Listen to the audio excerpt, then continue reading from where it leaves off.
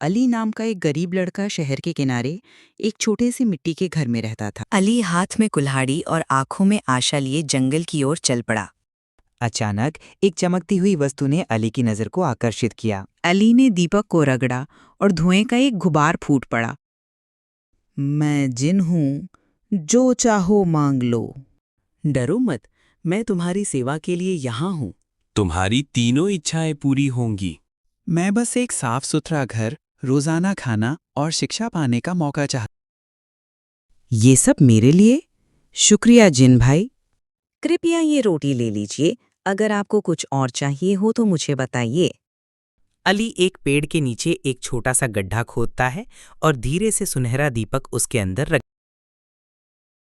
हो सकता है कि ये किसी और का जीवन बदल दे, जिस तरह इसने मेरा जीवन बदल दिया। सच्चा धन वो है जो दूसरों की मदद करता है।